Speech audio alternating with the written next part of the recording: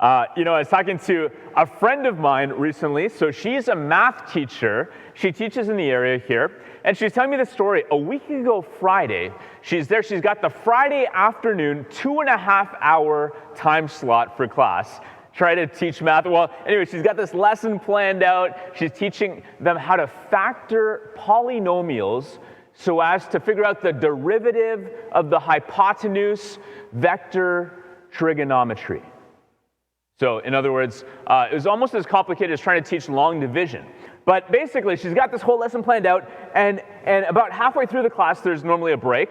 A few minutes before the break, one of the students, their phone goes off. And then another student's checking their phone, and then 5 people, 10 people. And meanwhile, there's some students in the hallway, and they're talking excitedly about something. They were on break early, I guess. And finally, the students are like, "Teacher, is it true?" And she's like, "Is what true? Is it true that we get an extended Christmas?" And just at that moment, another teacher came to the door and said, "The students, it's just been announced, the students are going to stay on Christmas break till January the 11th. And there was this jubilation, this eruption of joy in the classroom, to the point that it was a total lost cause. Nobody was focusing on math at that point. And so the teacher just decided to send everybody on break early. I guess normally Nova Scotia Health makes these announcements at 3 p.m., but for whatever reason that day they made the announcement at 1:30 on a Friday. And to quote my teacher friend, it evoked quite a response. She said, "The students turned to fleas on a hot shovel." I actually have no idea what that means, but what I do know is this: big announcements evoke a reaction. So just think of a few examples, right? Could be good news, could even be bad news, but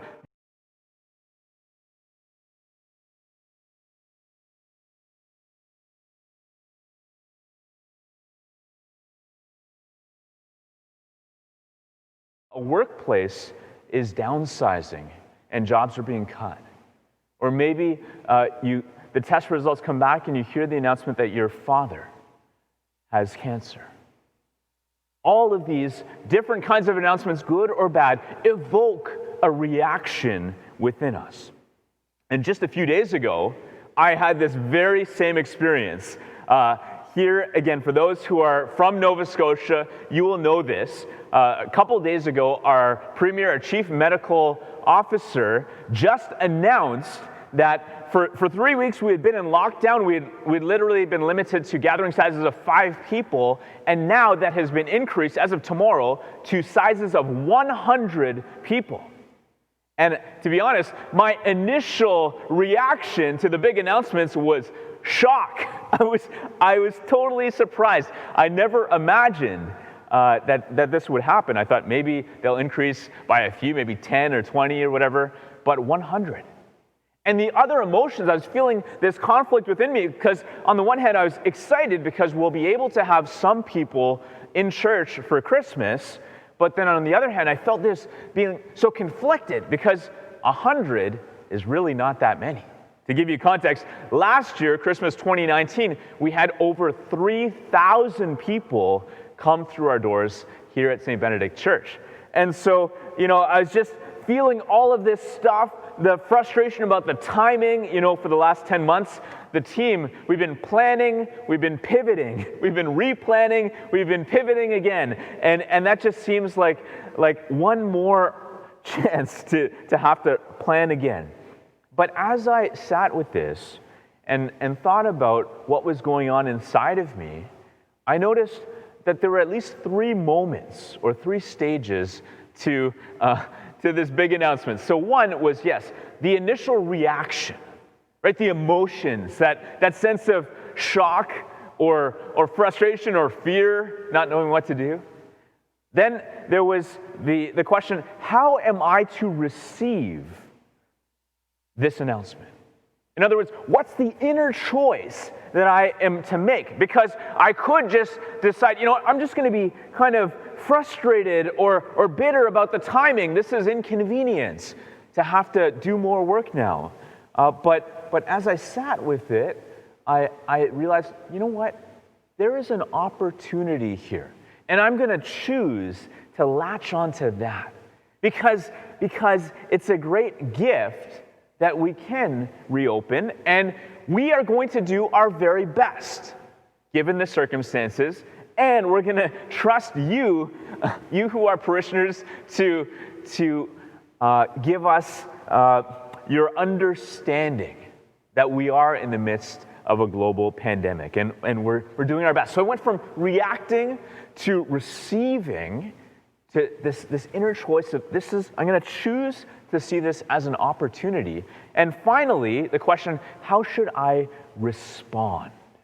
Right? What's the action that I'm going to take? And I'm so blessed here that leadership, it's not a solo act. I've got an amazing leadership team around me and an incredible staff. And I just want to give a shout out to the staff. I mean, in the last 10 months, they have been so awesome, hardworking, creative, pivoting, as I say. And just as an aside, we are working on a plan to have a few masses in person over Christmas. We have to line up volunteers first to help with that, and so we'll know more on Tuesday.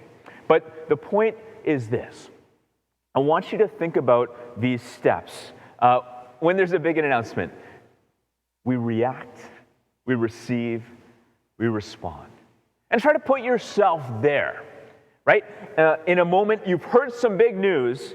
How did you react, receive, and respond? You see, today's gospel is all about a big announcement. We call this announcement the annunciation. And I would argue that it's the biggest announcement in the history of humanity. It's more important than the announcement that World War II had come to an end. It's more important than the announcement that a man walked on the moon. It's more important than the announcement that the McHash brown is no longer available after 11 a.m. Now, if you don't get that, Father Alex, he was preaching last Sunday, and that really robbed him of joy when he learned that news. And as it turns out, a bunch of people this week have been sending him gift cards for McDonald's, as if he needs any encouragement whatsoever to continue his horrible habit of keeping fast food central to his weekly diet. Anyways, our gospel today, the Annunciation, is the biggest announcement in the history of the world. God sends his angel to this unassuming place, Nazareth, to this unassuming person, Mary, this teenage girl. And yet, he declares that he has a plan of salvation. He sees the plight of his people whom he loves. And I said this a few weeks ago, sin makes us weary. Well, because of sin, we're kind of wearied because every time we miss the mark, we're bogged down, we're burdened. But even more than just making us tired, sin left unchecked will kill us, spiritually and eternally. And I've used this analogy before, but sin is like a virus. It's like something that's highly contagious and super dangerous.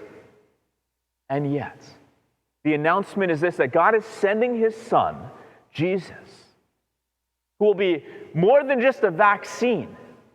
Jesus is going to be the one who brings a total and complete remedy. He is an antidote to the sin problem. He loves us. He's come to forgive us, to save us, and he wants to give us the fullness of life. That's the big announcement. And I want to just unpack with you now this announcement that was delivered to this teenage girl, Mary, and look at it through the lens of how did she react, how did she receive, and how did she respond. So first, how did Mary react? Now, I don't know about you, but ordinarily, I don't have conversations with giant, illuminated spiritual beings that come from heaven. Well, Mary's there, and all of a sudden, there's this angel talking to her who says, "Hail, full of grace." Now, we lose so much in the English translation. But essentially, what Angel Gabriel is saying is, rejoice, you who have been graced by God and who continue to be graced by God. Rejoice. And Mary she's not exactly like, oh boy, that really sparks joy in me. The text says she's perplexed. And another translation, she's troubled. And perhaps even there was an element of fear. I mean, Gabriel, his next line is, do not be afraid. Right? That's Mary's initial reaction to this big announcement. But then, as the exchange continues, as Gabriel's explaining this plan that God is going to send his son to be present in Mary's womb, she will conceive and bear this son for the sake of the whole world. How did Mary receive the announcement? Well, she could have said, you know what? Like, this is horrible timing for me. This is so frustrating. I mean, I'm like 15 years old here. I've got dreams. I've got plans. Are you telling me now I have to replan? I got to pivot because of this announcement? No, what does Mary say? We know. She says, here I am. Here am I, the servant of the Lord. Let it be done to me according to your word. In other words, God, I'm in. I don't fully understand what you are asking of me, but I surrender.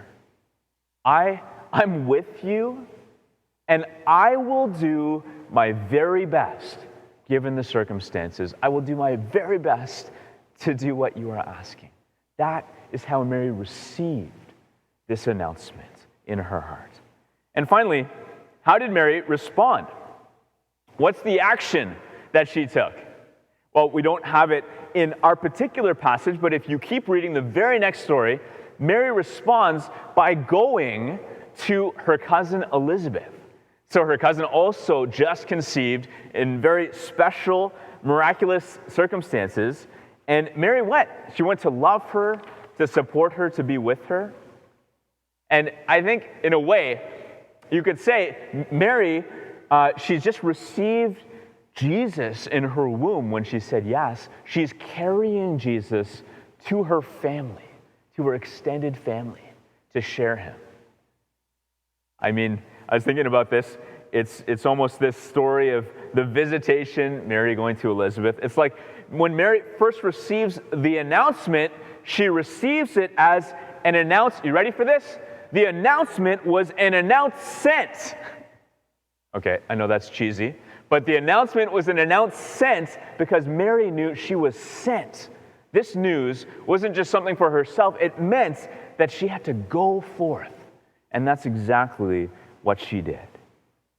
Now, I want to bring the story of this big announcement, the Annunciation, back to us. How does it apply to us?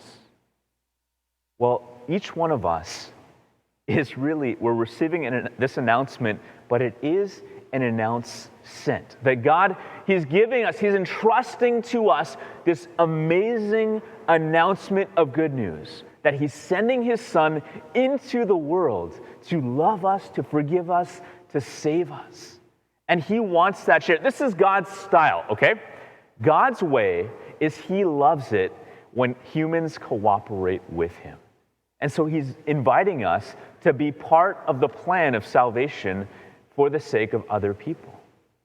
And just like Mary, we're called to imitate Mary, who took Jesus to her family right away. Well, we're called to do the same, to reach our family, our friends, with this message, with this announcement. Now, you might be like, okay, so what does that mean? I got to preach to my family? Yeah, right. Well, a very simple way that we can do that is by offering an invitation.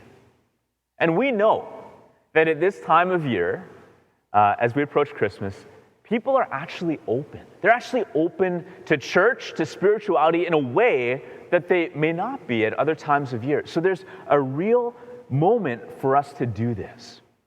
Now, in a normal circumstance, I'd tell you, yeah, just invite all your friends, all your family to come to St. Benedict Church for us for Christmas. But obviously, these are not normal times, and we're extremely limited. As I said, we're going to try to have a few in-person masses with 100 people each. So that's not very many people. So the vast majority of people, we're going to ask you to celebrate, join us online, to go to stbenedict.ca/Christmas. And this, it's as simple as this. You can share this link with a friend, a family member, and just say, hey, check it out. Why don't you join us as well? We're gonna be joining in for Christmas online at St. Benedict. Here's what's gonna happen. We're gonna start at 3 p.m. on Christmas Eve, December 24th, with SPP Kids Family Christmas. And it's just going to be fun. It's going to be great for families with young kids to engage. Following that, we're going to have some carols so you can get in the spirit and sing along. And then we're going to have Mass at 4 p.m. Christmas Eve. Now, it'd be awesome if you can join us live to pray with us at 4 o'clock on December 24th. If you're not able to do that, that's okay. The Mass is going to be online. It'll be available from that point onwards for anybody to join us for Christmas at St. Benedict. We want you to share this with as many people as possible. This announcement is an sent. You are being sent to share this with others. Now, as I say this, I realize that St. Benedict Parish, this is who we are. This is what we do. We are a parish that exists not just for ourselves, but for the sake of others. That we want to share, we want to invite, and we do this.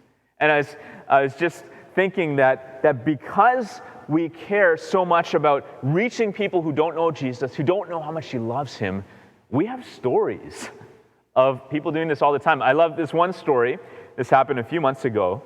So one of the guys in our parish, one day, a few months ago, he was at a furniture store, and he bumped into this other lady who was shopping for furniture at the store.